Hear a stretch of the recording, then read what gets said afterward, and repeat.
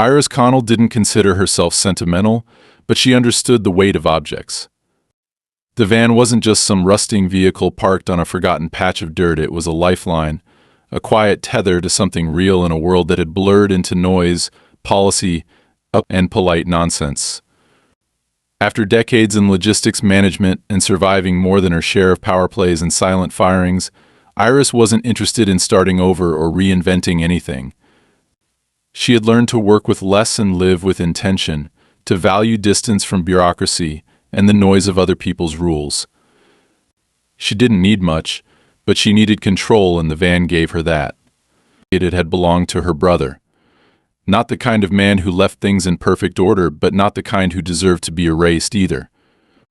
The vehicle wasn't vintage, collectible, or even particularly unique. It was a long-bodied Chevy with a dented fender and stripped decals from a defunct handyman business.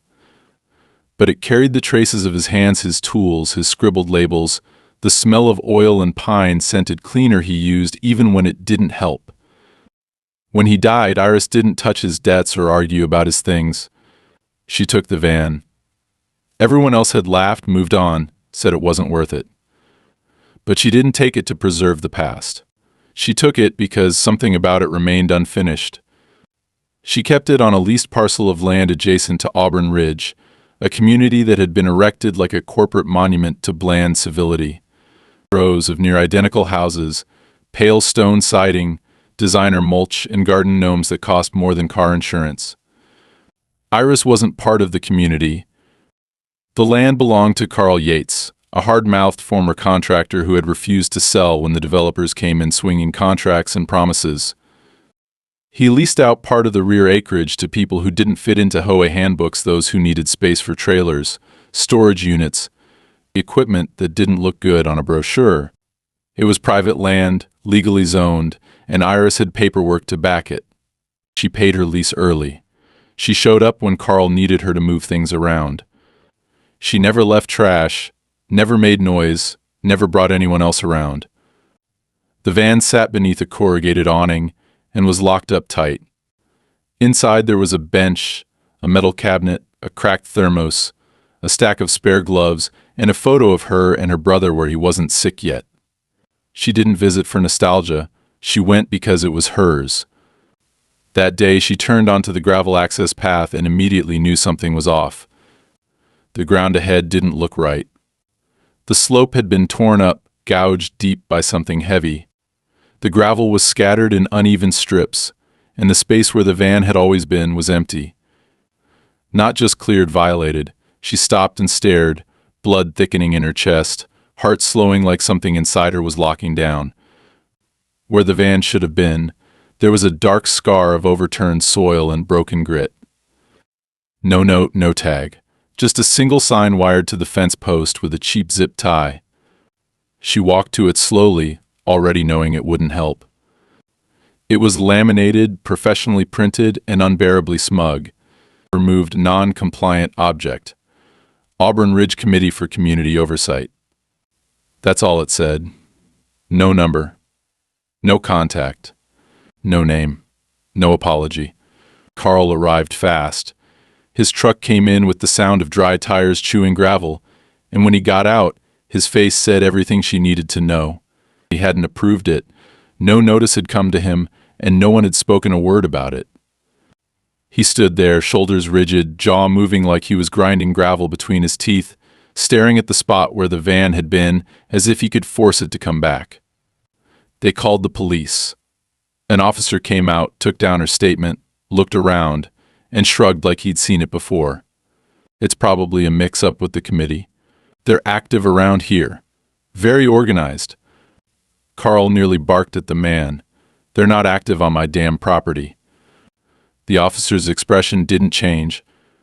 He didn't say anything useful. He didn't promise to look into it. He just nodded, said someone might follow up, and left with the same blank disinterest he'd arrived with. The silence after that was loud. Iris walked the edge of the fence, stared across the clean line that separated Carl's land from the creeping perfection of Auburn Ridge. On the other side, sidewalks were uncracked, mailboxes all the same height, hedges squared like military uniforms. One woman walked her dog past, didn't smile, didn't wave, didn't look for more than a second. Iris watched her anyway. Every time she looked at those homes, she felt the same thing she'd felt reading the laminated sign, "Exclusion by Design." She spent the rest of the day tracing legal lines, digging through her lease, printing out copies of payments, confirming the zoning restrictions.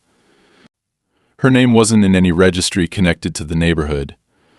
Her vehicle was on land that had never been under their control. Every document supported her right to keep the van exactly where it had been. No violation, no precedent, nothing. That night, she couldn't sleep. Not because of the loss, though, that came in waves, but because of the tone. The decision had been made somewhere, not as a reaction to something she did, but as a statement, "We don't want it, so we're removing it." No attempt to reach out, no warning. Just authority performed like a ritual, complete with paperwork and a bulldozer. And still, no one had answered for it. There had been no names attached, no direct confrontation. It was designed that way, to make her feel like it was too complicated to fight, to make her feel small, temporary. She wasn't unfamiliar with tactics like that. She'd watched enough corner office executives eliminate people through silence, through omissions, through process rather than conflict. But this time it was personal. This time someone had crossed into her space not metaphorically but literally.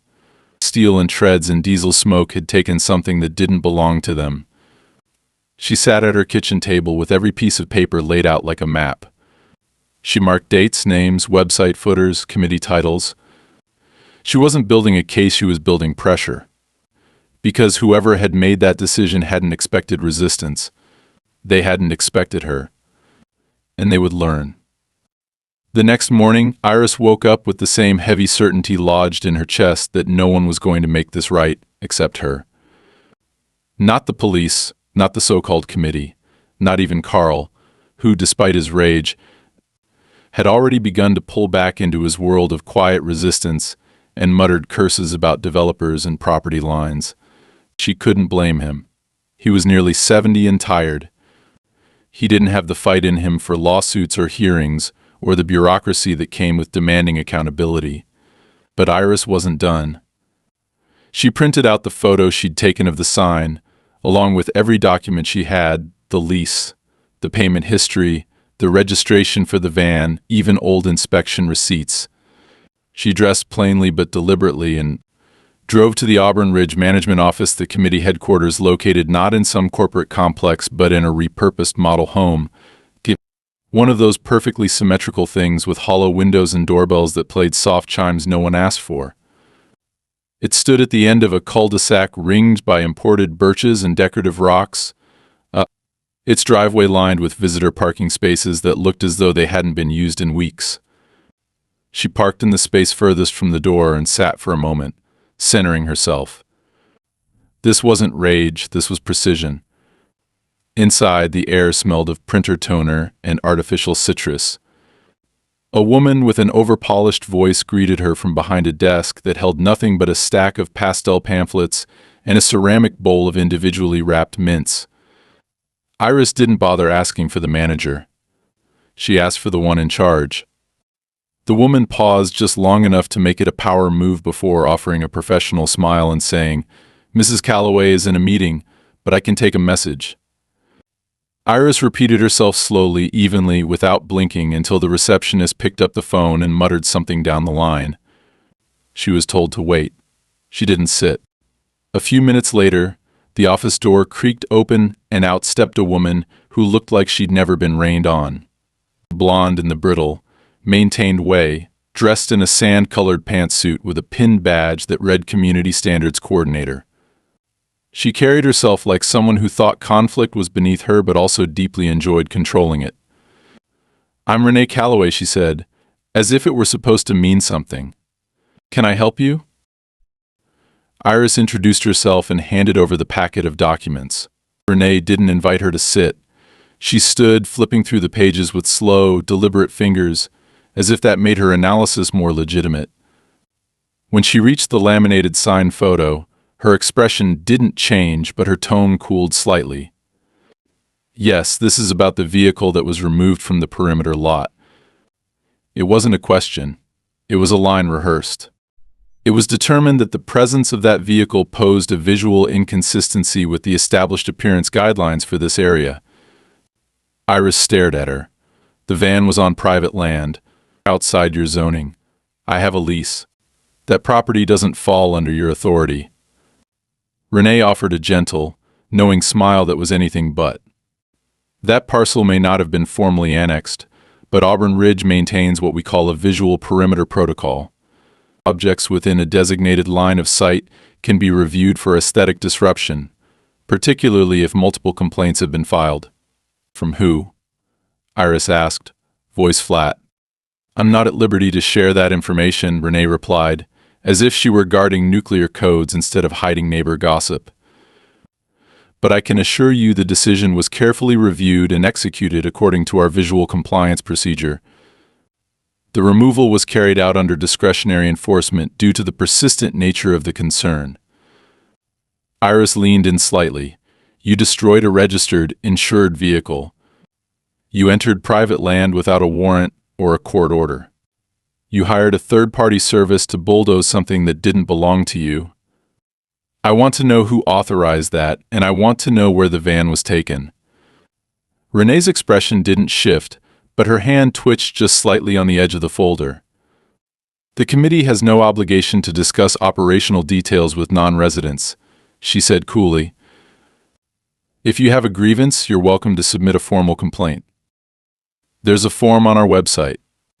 That was the moment Iris knew this wasn't incompetence. It was intentional. They weren't acting out of misunderstanding or miscommunication. They had seen the van, decided they didn't like it, and chosen to erase it. And now they were hiding behind terminology and faux-polished civility. The war wasn't over a vehicle. It was over power, and they were used to people folding. Iris didn't fold. She left without another word, got into her car, and drove straight to the local salvage yards. She had no illusions about what she might find, but she checked them anyway. At the third location, someone remembered seeing a crushed van come in the day before, large, commercial-style, kept already compressed into a steel bundle before anyone had the chance to verify anything. The operator shrugged. Came in early. No paperwork, just a drop slip signed by some contracting service. Happens sometimes. Iris asked for the slip. The man hesitated, then handed her a photocopy. The company listed didn't match any licensed hauler in the area. She took the copy home, scanned it, sent it to Carl. He didn't recognize the name either, but he made a call to a friend who used to work county zoning. That friend called back later and confirmed what she suspected. The hauler wasn't registered. The name on the form was real, but the company had been dissolved years ago, and the phone number linked to an office that no longer existed. The signature at the bottom? No one could confirm if it belonged to anyone actually affiliated with the neighborhood committee. This wasn't just overreach. This was deliberately murky, with just enough false documentation to pass a lazy inspection. Iris called the city office to request zoning maps and property jurisdiction records. She confirmed again, Carl's lot sat outside any neighborhood committee boundaries. The city clerk sounded almost bored when she said it. That property's private. No development agreement. No association attachment. She repeated that phrase twice. Iris recorded it. Later that week, an envelope appeared in Iris's mailbox, hand-delivered. Unmarked, no stamp. Inside was a single page, a violation notice for environmental visual interference, citing an outdated municipal code and claiming the presence of commercial storage units could impact neighboring residential peace. It was unsigned but bore the Auburn Ridge header and seal. She walked to Carl's place that afternoon.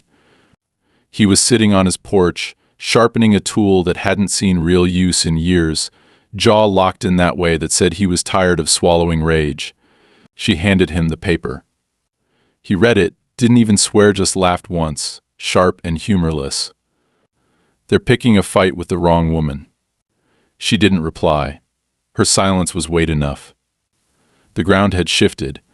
What started as a violation had become a campaign. Not loud, not direct, but steady, procedural, and calculated to wear her down.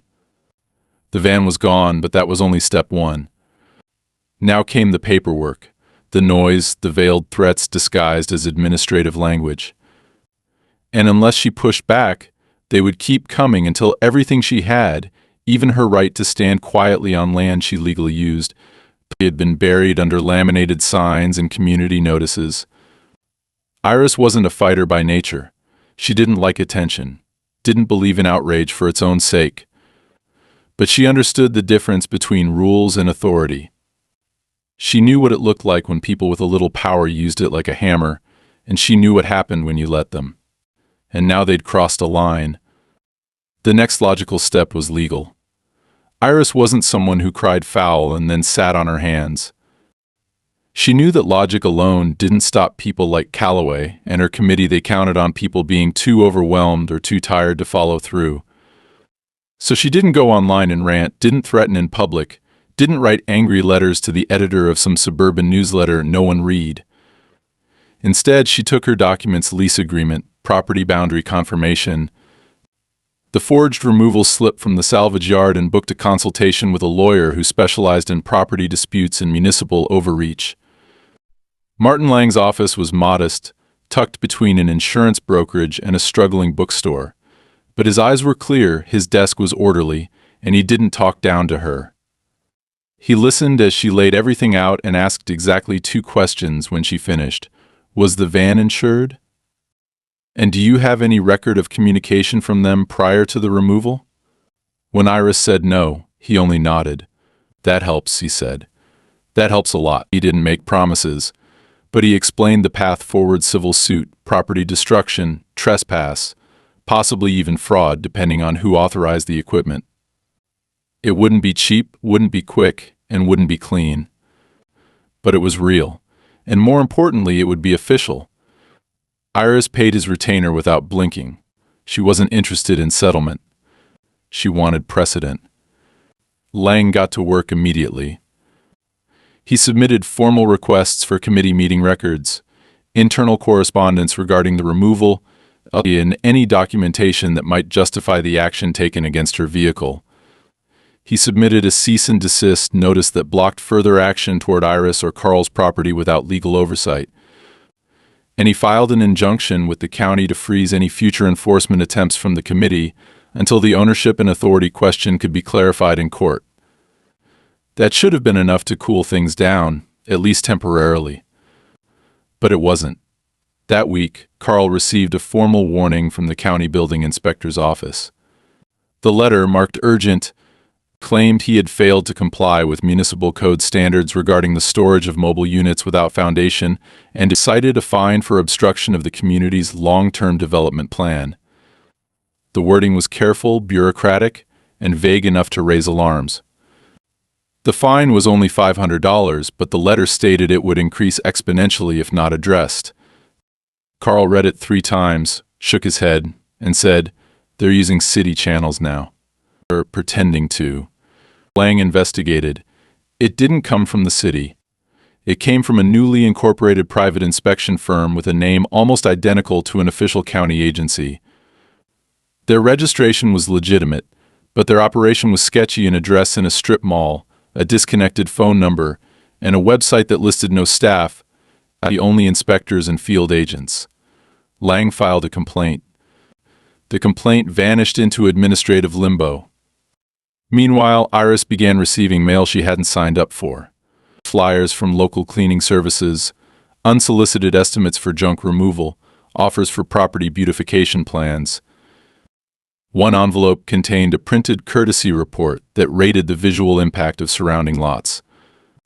Her parcel, technically Carl's, but linked by the lease, was rated highly disruptive, with a breakdown of points assigned for surface disorder, non-harmonized presence, and environmental disharmony. The language was deliberately absurd, like someone had read a textbook on suburban psychology and turned it into a weapon. But it was calculated.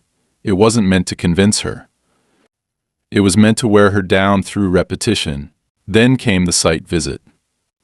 She pulled up to the lot one morning to find 3 men in navy polo shirts standing near the chain-link fence.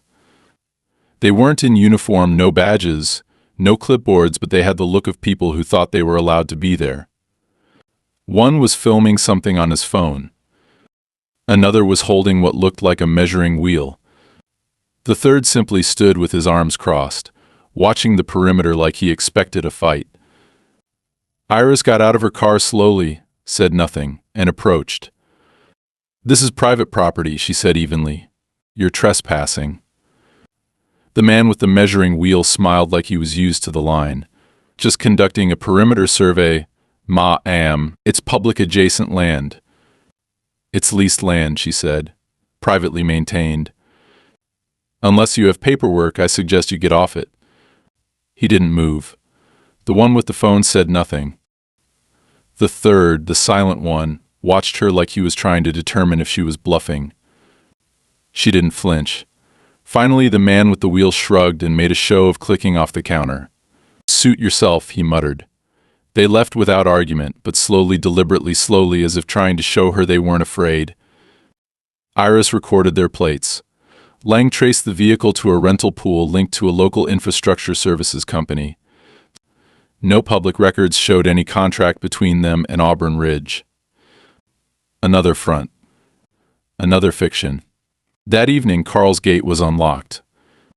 Not broken, just left swinging open, the lock hanging intact but disengaged. Iris checked the lot, and though nothing was missing, there were footprints in the dust near the old utility shed. She didn't call the police. Not because she didn't trust them, but because she knew what they'd say.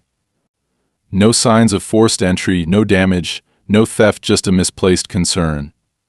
But the message was clear: they were watching. They weren't above the line. They'd walk right up to it and breathe across it. Lang advised documenting everything. So she started photographing every incident. She bought a body cam, the kind bikers used. She didn't wear it like a warning, just clipped it to her jacket discreetly. And still, she kept her tone measured, her actions legal. She refused to give them anything they could twist into a counterclaim. But pressure has its own rhythm. Days later, she received a formal summons from the committee delivered by courier, not mail. It invited her to a community standards hearing regarding her failure to respect ongoing integration efforts, and requested her presence to clarify intent and secure resolution. It was phrased like a polite invitation, but the language was unmistakably legalistic. It wasn't a hearing. It was an ambush. Lang advised her not to attend. "They're trying to bait you into acknowledging their authority. If you show up, they'll claim jurisdiction." She didn't go. A week after that, someone parked a truck near the edge of the lot. Not on it, just near it. No plates. Inside, visible through the windshield, was a single paper sign taped to the dashboard: "We keep Auburn clean." The truck was empty. The sign was new. The implication wasn't hard to read. She sat in her own car across the gravel and stared at it for over an hour. Nothing happened. No one came. The engine didn't start. The truck didn't move. Eventually she left. But the next day, it was still there. And the next. Until finally, without ceremony, it was gone. She documented it all. Lang filed another complaint. The county said they were investigating, but investigations took time. And these people? They were already moving on to the next step. It was during the third week of silence that the strategy began to shift. Not hers, but theirs. The committee, which once postured with glossy notices and hollow formalities, began operating with a quieter, more disturbing rhythm. There were no more letters, no more site visits, no more vehicles parked in intimidation range. It was as if they'd moved on, or worse, as if they'd decided to work from behind a curtain, letting uncertainty itself do the pushing. For Iris, this wasn't a reprieve. It was the eye of a storm she didn't believe had passed. Lang continued building the case, filing motions, requesting public disclosures, but even he began to note something peculiar. "Every document they produce is redacted, incomplete, or unsigned," he said, laying out another useless bundle of scanned PDFs. It's like they're stalling or buying time. But buying time for what? They already had her van. They already made their move. So why the drawn-out theater? The answer came unexpectedly, when Lang received a copy of a committee meeting transcript, not official minutes, but a recording someone else had captured and submitted during a city planning oversight review. The audio was faint but clear enough. Renee Calloway's voice was unmistakable.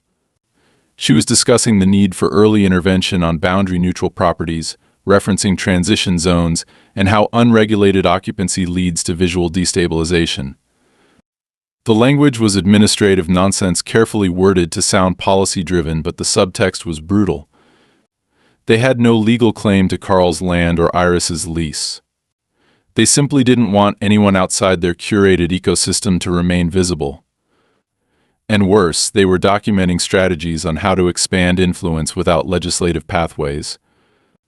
They weren't seeking authority, they were manufacturing it. Lang leaned back in his chair after playing the recording twice and rubbed his jaw with quiet disbelief. They're using language like developers, not administrators. This isn't governance. This is positioning. Iris didn't respond right away. She was too focused on the phrase boundary neutral. It was new, invented, carefully constructed to sound harmless, but it gave them the illusion of reach. And illusions, repeated often enough in the right rooms, became facts for the people who never questioned them. Carl, for his part, had become quieter but more watchful. He replaced the locks on his gate, installed 2 new motion lights, and stopped answering the door unless he recognized the knock. He didn't say he was scared he wouldn't admit something like that, but Iris noticed how he always checked the driveway before he spoke, even inside his own house. The breaking point came when Lang received a formal response from the committee's legal counsel, a name neither of them recognized, a law firm that didn't exist in any standard registry but appeared on letterhead with watermark paper and a Chicago return address. The response claimed that the removal of Iris's vehicle had been lawful under a clause referred to as regional harmonious standards, citing precedent from cases in other states, none of which matched local jurisdiction. They were attempting to create precedent through association, reaching across boundaries to invent their own rules and mask them with borrowed legitimacy. Lang didn't laugh, but his voice tightened. This is the most sophisticated bluff I've ever seen. They're trying to overwhelm you with fictional structure. They want you to believe they're too big to challenge. He tapped the final paragraph, which included a veiled threat. We trust that Ms. Connell wishes to resolve this matter without escalating unnecessary scrutiny. That line did it. Not the bogus citations, not the invented doctrine, but the tone, that sharp little jab wrapped in false professionalism, reminding her that power often didn't come from law but from confidence in breaking it. She didn't escalate by yelling or going public. Instead, she followed Lang's lead and requested a city audit of Auburn Ridge's committee records. Not through a lawsuit, through a bureaucratic petition any citizen could file. It took time. It required paperwork, signatures, and persistence. But it triggered an automatic review by a clerk in the municipal compliance office. That clerk didn't care about aesthetics. They cared about structure, and what they found was simple. Auburn Ridge had failed to refile its charter after a mandatory renewal period the previous year. Technically, the committee still functioned, but only as a civic club, not as a governing entity. It had no enforcement powers, no jurisdiction, no standing. Lang didn't gloat. He simply sat back and said, "Now we wait and watch what they do when someone takes away their costume." What followed was a remarkable silence. The committee stopped responding to correspondence. The number listed on their website redirected to voicemail with a generic message. Their newsletters disappeared from mailboxes. No community events were posted. It was as if the machine had frozen mid-step. But Iris didn't trust it. She knew people like Calloway didn't stop because a paper said so. They adapted. They waited for distraction. They relied on exhaustion. She didn't give them that satisfaction. Instead, she filed a separate motion, this time not as a civil claim, but as a property-based damage assessment against the individual listed as having signed the removal request. They had finally slipped, and Lang found it, one form filed through a local waste processing contractor, bearing a legible signature. Not a title. A name. A real one. The person was real. They had a license. And they had no legal right to act on behalf of a governing body that did not exist. Now they had a target. They didn't wait long to retaliate. Within days of Iris and Lang filing the damage assessment against the individual contractor whose name was now publicly attached to the destruction of private property, the committee resurfaced, not as themselves but as a proxy. What came next didn't wear a badge or come with a return address. It arrived as noise, as tension, as the steady unraveling of basic privacy, and for Iris, it became immediately clear that their power had never relied on official titles or documented authority. It came from saturation, from the constant, the humming presence of quiet force. One morning, she arrived at Carl's lot and found the side gate wide open again. Nothing missing, nothing visibly damaged, but tire marks suggested a vehicle had entered and turned around in the gravel, too clean to be Carl's truck, too shallow to be one of the contractors. A new laminated sign had been zip-tied to the chain-link fence, different from the last, more polished, this time bearing the seal of the Residential Aesthetic Integrity Board. It was a name they hadn't used before, not on any documentation or filings. Lang looked into it and found nothing. No registration, no mailing address, no business listing. Another fiction, invented for the sole purpose of appearing legitimate. It was a tactic Iris recognized create enough structure to make a person feel they're arguing against something real, and eventually that person stops arguing. But she didn't stop. Instead, she requested a formal record of the charter lapse from the city clerk's office and sent a notarized cease operations letter directly to every known representative of the Auburn Ridge Committee. She didn't care if they claimed to be disbanded or reorganized on paper. Their prior actions were now legally void. Lang made sure to file it through proper channels so that any future interference would move out of civil violation territory and directly into criminal trespass. That was the line, and that line they ignored. The following weekend, Carl's house lost power for 5 hours. Not the grid, just Carl's home. A technician from the utility company arrived and discovered someone had accessed the main breaker box behind the shed and thrown the commercial-grade switch manually. No damage, no forced entry, just a quiet breach done by someone who knew what to touch and what not to. Carl, normally unshakable, looked at the man's report and muttered something low under his breath about how they weren't just trying to erase the van, they were trying to shake the ground beneath his feet, inch by inch. Iris believed him. When she returned home later that night, she found a hand-addressed envelope in her mailbox with no return address. Inside was a printed notice from the Neighborhood Visual Affairs Task Force, a name even more cartoonishly made up than the last, stating that she had been identified as a participant in anti-cooperative spatial disruption, and recommending that she cease provocation until alignment reviews are concluded. It wasn't signed. There was no phone number. Just a date at the bottom, and a single sentence in bold. All further actions will be interpreted as escalation. It wasn't a threat, at least not in legal terms. But in every other way, it was exactly that. Lang reviewed the document and frowned, not because it was effective, but because it was careful. Whoever wrote it had studied how to speak in the margin of legality, never quite crossing the line, always just close enough to suggest consequence. "They're building a wall of noise," he said. "Not to stop you, but to see when you'll stop pushing." Iris didn't stop. She doubled down. She submitted a formal request to the county supervisor's office, asking for a zoning audit of the Auburn Ridge development and its surrounding buffer zones. It was a bureaucratic grenade, slow to land, but devastating when it did. Within weeks, the county would be legally required to send inspectors to verify that Auburn Ridge was operating within the original limits of its planned development contract, and any deviation, especially attempts to influence adjacent properties, would trigger penalties. She didn't tell Carl until it was filed. When she did, he simply nodded and said, "Good. Time they get some light on him." But even as he said it, his eyes were on the road, watching, waiting. That night, someone left a bucket of gray primer at the foot of Carl's porch. Inside it was a paintbrush, still wet. No note, no prints. Just the tools to start erasing. Carl didn't touch it. The next morning, he found the outer wall of his shed painted in wide, uneven stripes, primer smeared like a warning. He called the sheriff's department. This time they filed a report, but no cameras had caught the act, and no witness came forward.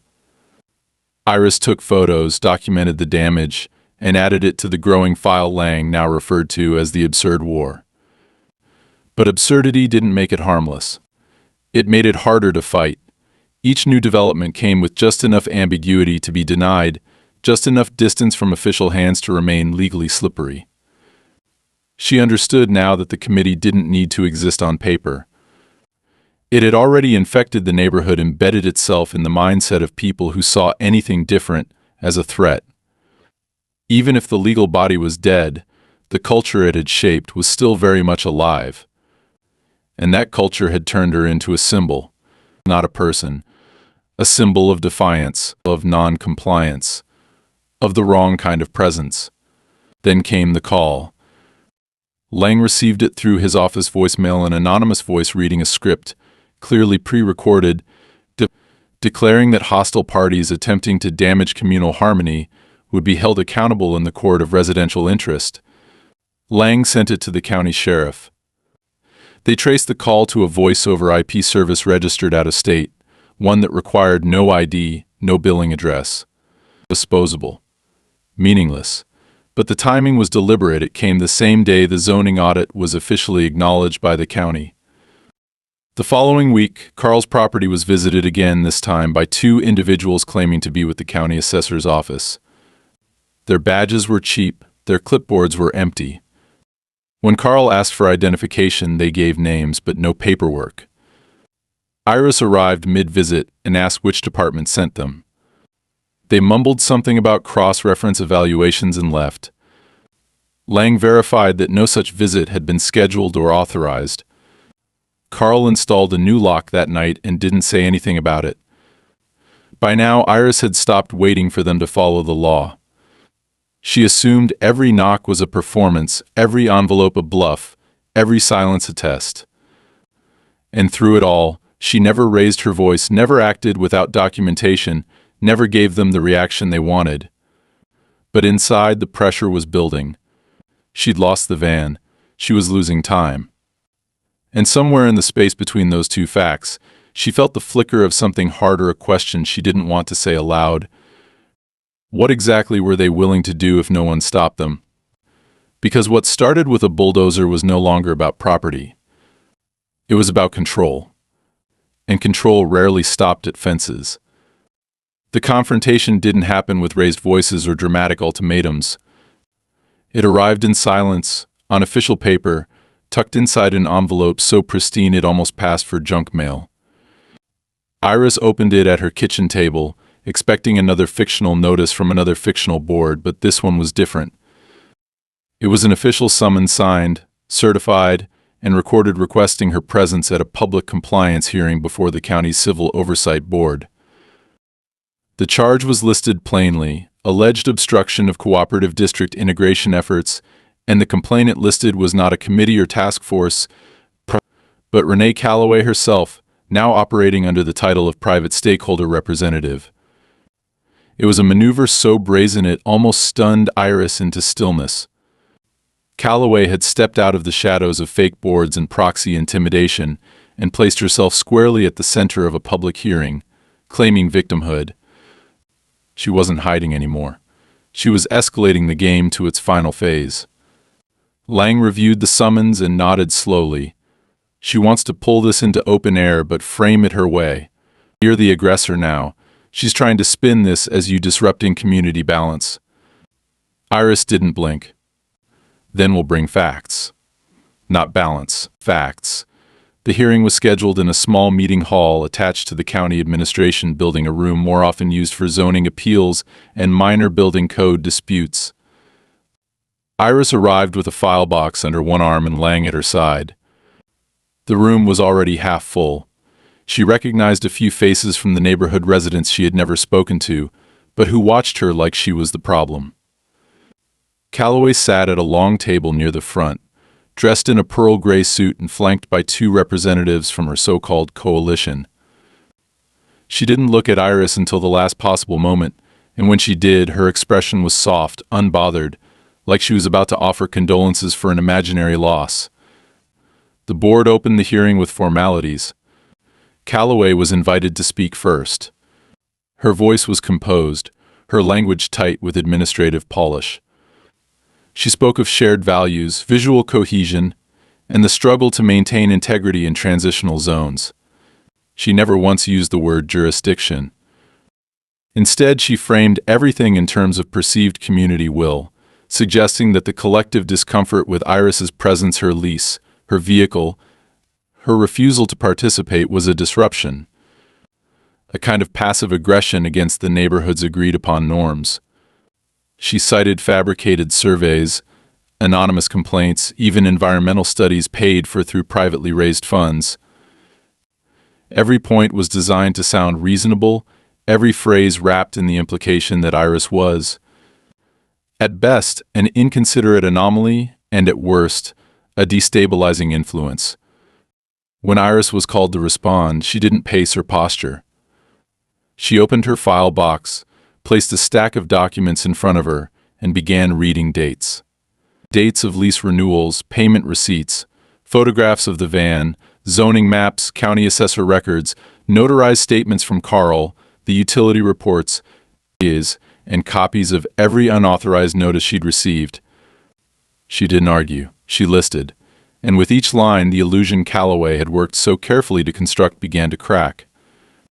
Lang followed with the recording of the committee meeting, the one where Calloway had discussed boundary-neutral enforcement, and the board finally leaned forward.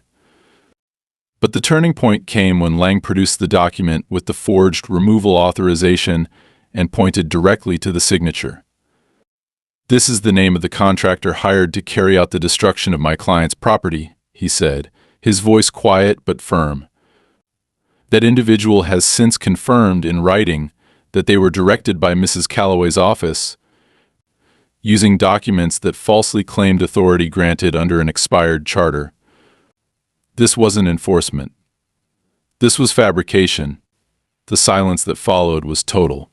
Calloway didn't speak. Her representatives murmured something into her ear, but her posture shifted, her shoulders tightening, her gaze narrowing not at Iris, but at the table in front of her. For the first time, she wasn't performing. She was cornered. The board conferred in private for less than 10 minutes. When they returned, their decision was read aloud. The claim filed by Calloway was dismissed with prejudice, citing a lack of legal basis and intentional misrepresentation. Furthermore, the board stated that materials presented by Iris and her legal counsel would be forwarded to the county prosecutor for review under possible violations of property rights, unauthorized enforcement, and civil harassment. They didn't say the word criminal, but the weight of it hung in the room. Calloway stood to leave before the hearing officially adjourned. As she passed Iris's table, she paused just for a breath, and in a voice so low it barely registered said, "You don't know what you've started." But the threat had no teeth anymore. The performance had failed. She no longer had an audience. Outside, Iris didn't smile. She didn't exhale. She simply stepped into the sun and looked up at the gray-blue sky like someone checking for signs of movement. She had won, yes, but only in the narrowest terms. The structure was cracked, but it wasn't gone. There would be others. Other names. Other hands. People who believed in the same quiet tyranny that Calloway had tried to execute under the guise of community. Lang carried the file box to her car and placed it in the trunk without a word. He understood. This wasn't vindication. This was preservation. It was the act of defending space, not conquering it. And for Iris, that space wasn't just gravel and a memory of a van. It was proof that silence wasn't the only response. They had erased something of hers. But now she had left a mark they couldn't scrub out. After the hearing, everything stopped. No more notices, no more anonymous envelopes, no shadow trucks, no surveys, no laminated fiction zip-tie defenses. The silence was deliberate, not cautious but strategic, like a hand withdrawing just long enough to avoid being caught twice. Iris didn't misread it. She knew they weren't finished forever, just for now. But it didn't matter. What mattered was that the machine had been forced into stillness, its rhythm broken by exposure, its structure no longer accepted as untouchable. The county prosecutor's office did open a review, just as promised, and though it never led to criminal charges, the formal censure alone was enough to dismantle what was left of Auburn Ridge's so-called oversight authority. Their website disappeared. The meetings stopped. The newsletter died. Calloway formally resigned from every known position within the community less than 2 weeks after the board's ruling. No statement. No farewell. Just absence. Like she'd never been there to begin with. Carl, for the first time in months, left the gate open on purpose. Not because he was inviting anyone in, but because he didn't need the barrier anymore. His voice, once flat with weariness, carried a little more weight now when he spoke. He told Iris she could keep the lease as long as she wanted, no charge, and she accepted without sentiment. They didn't talk about the van anymore. It wasn't worth repeating. What was gone was gone. But when Carl poured a fresh gravel layer over the torn-up patch where it had once stood, he did it carefully, with a level and rake, shaping it flat and even not erasing it, but respecting it. Iris planted a low steel post at the center of that space, not a monument, not marked. Just a presence. Unmoving. Permanent. Lang closed the file 3 weeks later. He delivered the original documents back to her in a sealed folder, told her to keep them safe, and said the last line he would ever need to say, if they come back, it will already be ahead of them. She paid his invoice in full and added a note of her own. Not thanks, but a single sentence: "You taught me how not to flinch." He framed it on his office wall, quietly. The van was never recovered. The salvage operator eventually admitted that it had been shredded and redistributed for bulk scrap 2 days before Iris ever saw the yard. The parts were gone, the body flattened and melted into anonymity. That fact landed heavier than the rest. Not because she needed the vehicle, not anymore, but because of how cleanly it had vanished, as if it had never been. That was the part she couldn't forget. The ease with which something solid could be erased when people decided it didn't belong. But now they knew better. The zoning audit concluded with a quiet update to the district registry. Auburn Ridge was explicitly blocked from claiming any influence outside its original map borders. A legal footnote, but it carried weight. Enforcement power now required city oversight. No more invented boards. No more backdoor mandates. The boundary was legal, visible, fixed. For the first time in a long while, Iris stood on that lot without tension in her shoulders. She still kept copies of everything digital and printed, filed and backed up. Not out of paranoia, but preparedness. She had learned that systems didn't collapse when exposed. They adapted. But so could she. And now she didn't just have proof. She had precedence. What was once a private violation had become a matter of public record, archived and referenced. Her fight had left a trail. She never refiled a suit for damages. The committee was gone, and Calloway had no assets worth chasing. Iris didn't want repayment. She wanted resolution. She got it. And she didn't owe anyone her story. The space where the van had once stood became something else. She didn't turn it into a shrine or let it rot with sentiment. She used it. Quietly. Sometimes to sit and read, sometimes to walk circles in the gravel and think. Sometimes she left it completely alone. That was the point. It was hers. Not because someone gave it to her, because someone tried to take it and failed. And that was enough. Nothing more needed to be said. Nothing more would be.